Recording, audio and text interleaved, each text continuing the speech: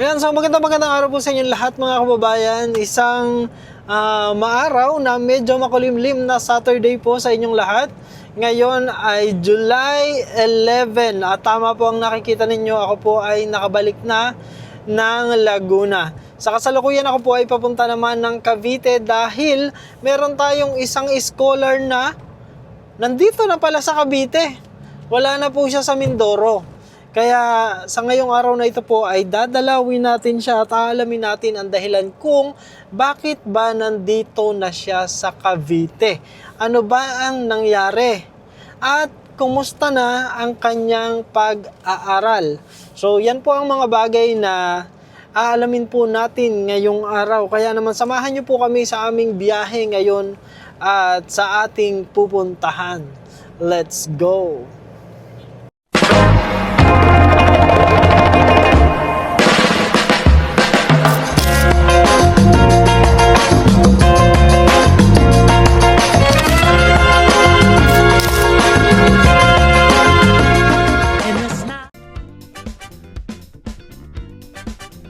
Ngayon po mga kababayan, so nandito na po tayo sa General Trias, Cavite area dahil dito daw po nakatira sa kasalukuyan yung isa nating scholar. Hiningi po namin yung kanilang address at ngayon nga po ay atin siyang pupuntahan.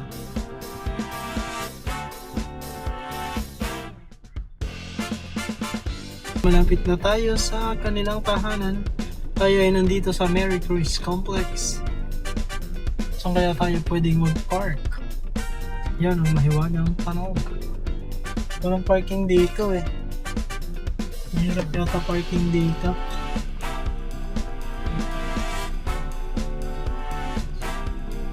Yan po mga kababayan, so nandito na po tayo sa area kung saan nakatira si Kiel. Pansamantala ay nag-park muna ako dito sa kabilang gilid para nang sa ganun ay makausap natin si Kiel. Kaya let's go. Ngayon actually nakikita ko na po siya eh. Nandito siya. So ito po yung area nila. Ito po ay sa Mary Chris.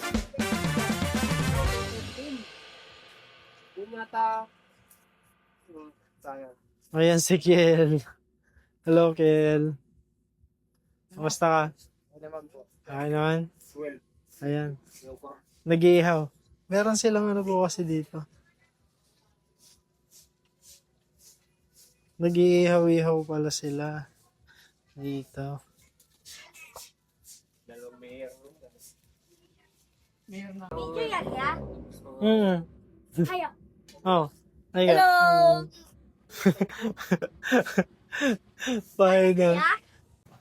Ayan, so magandang araw po sa inyo lahat mga kababayan. Ngayon nga pong araw na ito ay nandito tayo sa Cavite at para ating makumusta itong isa sa ating mga scholar na si Kiel. So, Kiel, kumusta ka? Okay naman po. Buti naman. So, kung matatandaan niyo po kasi mga kababayan, yung huli pong beses na ating na-interview si Kiel, noon po ay sa panahon na yun ay wala pa siyang sponsor. Pero dahil nga sa pamamagitan ni Lynn Adams, siya po ay ang sponsor na ni Kiel. Kaya once again gusto natin magpasalamat kay Lynn Adams sa kanyang pag-sponsor sa pag-aaral ni Kiel. Pero alamin muna natin kung bakit nga ba napunta sa Cavite si Kiel. Kasi dun sa huli nating pakipag-usap sa kanya, siya ay nasa sa Talawtaw pa. So, ano ba yung nangyari? Bakit napunta ka sa Cavite? At bakit dito ka na nag-aaral? Yang nangyari po is, yung sinamahan ko po yung ate ko dito po. Dahil yung kamay niya nga po, bagong ano lang po. Galing po siya sa injured and yung po kailangan niya po ng kasama. Kaya po yun, hindi ko po alam kung mag-aaral dahil tapos yung nalaman ko pong may sponsor ako is lumuwas po kami, tapos punta po kami dito. Nag-aaral po ako, tapos sinamahan ko po si ate. Kailangan rin po ng katulong ni mama. Okay. So, kung matatandaan niyo po kasi mga kababayan, nung panahon na yon na na-feature natin si Kiel, ang kanyang mama nung panahon na yon ay naghahanap ng trabaho dito sa Cavite, ano? Opo. At ang kanyang ate naman po bilang senior high school na,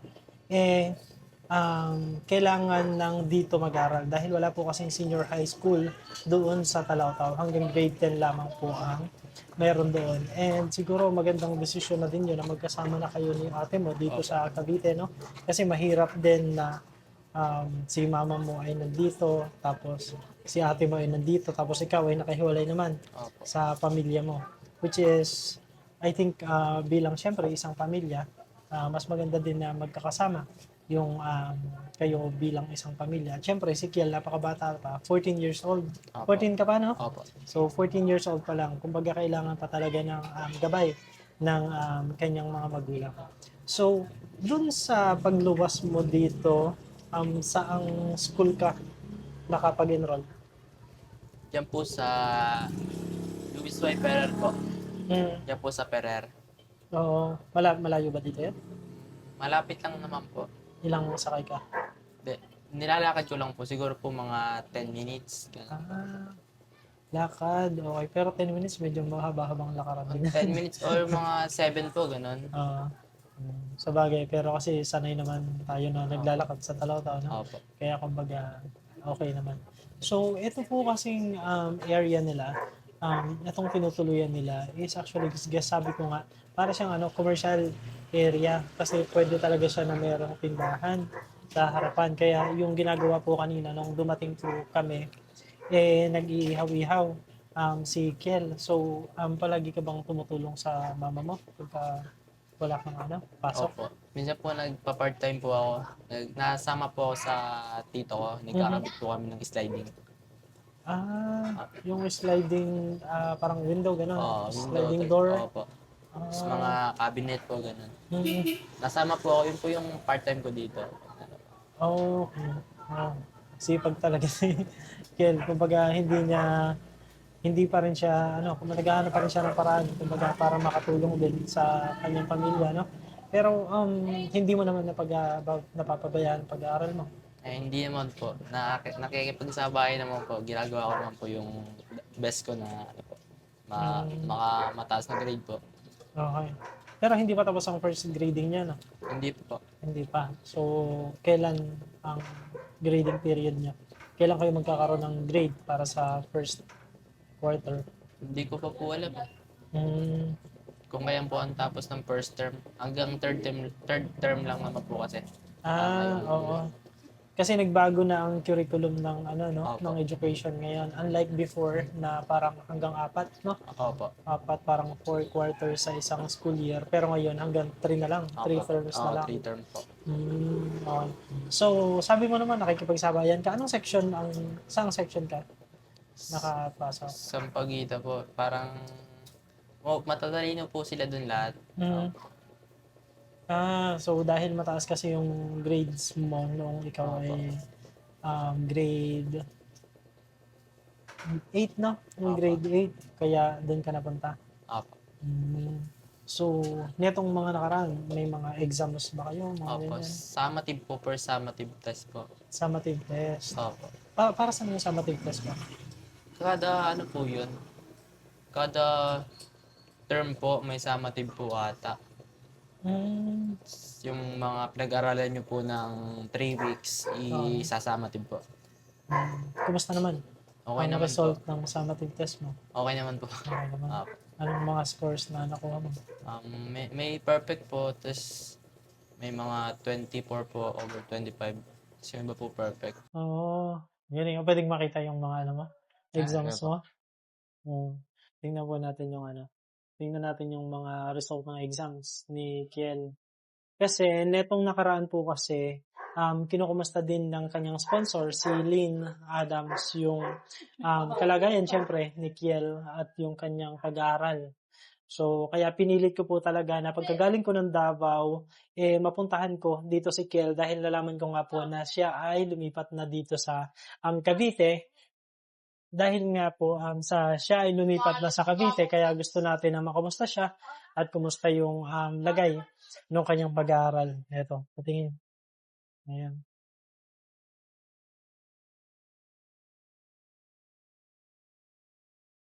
Anong nangyari dito?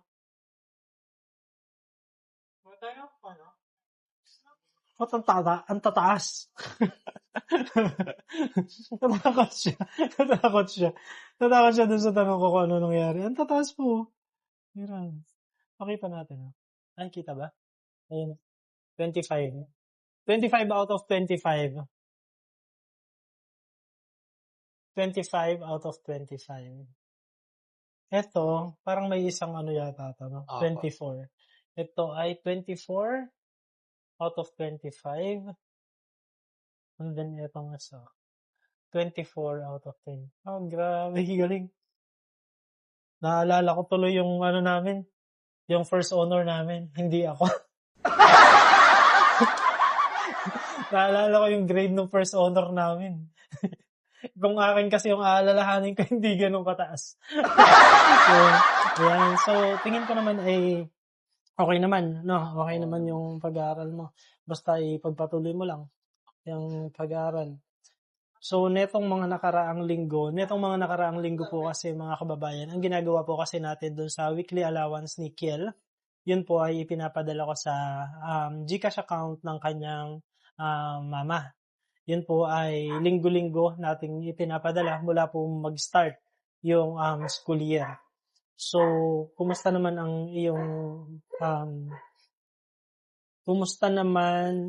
paano nakakatulong sa'yo yung allowance na nanggagaling sa iyong sponsor? Malaking tulong po ito dahil nakakatipid po sa baon na may natulong po sa akin na parang hindi na po problema si mama sa pambahan ko kasi po may weekly allowance po ako. Ayan. So, nakakatuwa. Actually, yung sponsor mo kasi is napaka-generous. Meron siyang sinasabi sa akin about you nung bago ako pumunta dito, pero hindi pa kasi kami ulit nakakapag-usap dahil nga nanggaling ako sa Davao. So, tinatanong niya kung kailan ang balik ko ng Manila. So, Lynn, hindi pa tayo nakakapag-usap. Ayaw niya kasing tawagin ko siya ng Miss Lynn or ng Ma'am Lynn. Lynn lang daw ang itawag ko sa kanya. So, Lynn, hindi pa tayo nakakapag-usap, pero definitely, syempre mag-uusap tayo. And sana'y mapanood mo. Of course, I'm sure mapapanood mo tong interview na to. And kita mo naman, si Kiel, napakataas ng kanyang mga grades. At syempre, ginagawa niya yung best niya, no? Para sa kanyang pag-aaral. So, anong grade 9 ka, no? Opo. Grade 9. Grade 9. Okay. So, ilang taon pa din pala bago ka makapag-college, ano? Opo. So, pag yung di ba nabanggit mo kanina, parang nagsa-sideline ka Opo. parang mga sliding. Opo. Kada kailan mo yun ginagawa? Pag may pinupuntahan po si tito na yung pagkakabiton po, tas pag may oras po ako na yung sa hapon din po, tas Sabado-Linggo po. Sabado-Linggo kasi wala kang pasok talaga ng Sabado-Linggo. Ay, ngayon po sana sasama ako sa kanila. Eh, nalaman ko po kayo na pupunta po kayo ngayon. Kaya di po muna ako sumama. Okay. So, pagka yung klase mo ba ay Monday hanggang Friday? Opo. Regular na Monday hanggang Friday. Opo. Tapos, Half day po. maghapon? Half day lang po. Umaga? Pang umaga po ako. Umaga ang pasok mo. So, kumbaga, pagka may free time na hapon, tapos meron silang lakad, meron silang gawa na gano'n, tapos okay naman yung schedule mo, nagawa mo naman yung assignment mo and all, kaya saka ka sumasama. Opo. Tapos minsan po, sumasama po muna ako pag uwi ko po kasi 12:30. Tapos minsan po, pag may time po na 1:00, sasama po ako. Tapos, yun po, pag sa gabi ko po ginagawa yung mga assignment ko, mga activity ko, bago po ako matulog. Okay. So, parang in between, nakakasama ka, tapos saka mo na lang inaasikaso yung mga assignment and mga projects. Opo. Hindi ka ba nagkakaroon ng challenges dun sa paggawa mo ng mga assignment, mga project? Meron naman po, pero ko naman po, nasasagutan ko naman po siya. Pero, kaya naman po. Kaya naman? Opo. Okay. Sige. So, ano yung kasi natanong ko na ito before sa iyo, kumbaga na kung magkaka-sponsor ka, ano yung kaya mong i-promise. Pero ngayon kasi, hindi na ito kung, kasi meron ka na talagang sponsor. So, ano yung gusto mong sabihin kay Ma'am Lynn, kay Miss Lynn Adams, sa iyong sponsor? Ano yung gusto mong sabihin? Maraming salamat po kay Tita Lynn na Actually, mami yata ang gusto niyang itawag mo sa kanya. maraming, Mami daw. maraming salamat po kay Mami Lynn na Ayan. nag-sponsor po sa akin. And malaking tulong po ito sa akin pag-aaral para po makapagtapos po ako. And kailangan ko rin po ng financial support. Okay naman po. Malaking tulong po ito dahil nakakatipid po ako sa mga gastusin, nakakatulong po ako sa mama ko na pangbayad po dito sa bahay and po yung pambayad sa kuryente at tubig. Maraming salamat po ulit. Ayan. Nakakatuwa kasi despite the fact na napakabata pa ni Kiel, no? Nagsa-sideline pa siya doon sa pagsama doon sa paggawa ng sliding para syempre ay makatulong din dito sa kanilang bahay. Kasi bago pa lamang sila na nagsisimula na buuin yung kanilang buhay dito sa syudad. Syempre medyo mahirap yun. Kailangan nilang kapain yung pang-araw-araw na ginagawa dito sa syudad kasi iba ang buhay sa probinsya kumpara dito sa city, 'di ba? So kamusta yung yung mga kaklase mo? Hindi ka naman nagkaroon ng adjustment or wala ba namang mga bully na classmate? Okay naman po, mababait po silang lahat. Oh, right naman. Okay. So, lang yun. Basta pakikisama lang. Tamang pakikisama. And kung meron man mga hindi pagkakaintindihan, hindi away ang sagot doon, no? Opo. Siyempre, meron naman kayo mga teachers na kumbaga pwede nyo kausapin or meron naman kayo mga parents na pwede ninyong sa kanila sabihin kung ano man. Kung meron naman. Pero good thing na wala naman silang ganun pinagdadaanan. So, yan. And I'm sure magiging masaya si Lynn sa nakikita niya na progress lalo dun sa yung pag-aaral. Kasi sabi niya nga, nung kasing nagkausap kami, medyo matagal-tagal kasi kaming magkakausap. Ako, si Lynn, saka si Tita Moscow. Tapos sabi niya nga, parang yung age mo kasi ay parang, kung nagkaroon siya ng anak, ay kasing age mo na yung anak niya kung nagkaroon siya ng anak. Kaya parang sabi niya, parang ikaw na yung kanyang parang baby. Ganun. Parang si Tita Moscow din kay Mutya naman. Parang sabi niya, bunsong anak naman niya si Mutya. Kaya yan. So, ayan, gusto po natin ulit samantalahin yung pagkakataon para magpasalamat sa ating mga sponsors na patuloy na sumusuporta sa ating mga scholars. And natapos na po yung month of June. For this month of July, gusto ko po ulit magpasalamat sa ating mga sponsors kasi nakapagpadala na ulit sila ng kanilang ng mga allowances ng kanilang mga scholars. Kaya maraming salamat po sa inyo. Alam po namin na yung inyong ipinapadala, yan po ay inyong pinaghirapan, pinagpaguran, yan ay bunga ng inyong pagsisikap sa iba't ibang lugar, sa iba't ibang bansa na kung saan po kayo naroroon. At nakakatuwa naman dahil sa nakikita naman po natin na pinapahalagahan ng mga scholar yung pagod at yung sakripisyo ng mga sponsor sa pamamagitan ng kanilang mga allowances. Kaya muli maraming salamat po sa inyo, dear sponsors, sa inyong patuloy po na pagsuporta sa ating mga scholars. And ganoon din po gusto nating magpasalamat sa ating mga viewers sa kanilang patuloy na panonood, patuloy na pagtangkilik sa ating mga videos, panonood without skipping ads, pagla-like, pag-share, pag-comment, at patuloy na pag-support sa ating mga content. Maraming salamat po. At sa lahat po ng ating viewers, kung nasasang panig man po kayo ng mundo, muli magandang umaga, magandang tanghali, magandang gabi, magandang araw po sa inyong lahat. At ang lagi po naming prayers, tayo pang lahat ay blessed ni Lord. God bless us all. Thank you everyone and may you have a good rest of your day. Thank you. Bye-bye. Bye-bye. Yeah. Bye-bye ka sa kanya. Bye-bye ka sa camera. Bye-bye. Bye-bye. Ayan. Thank you po ulit, Miss Lynn.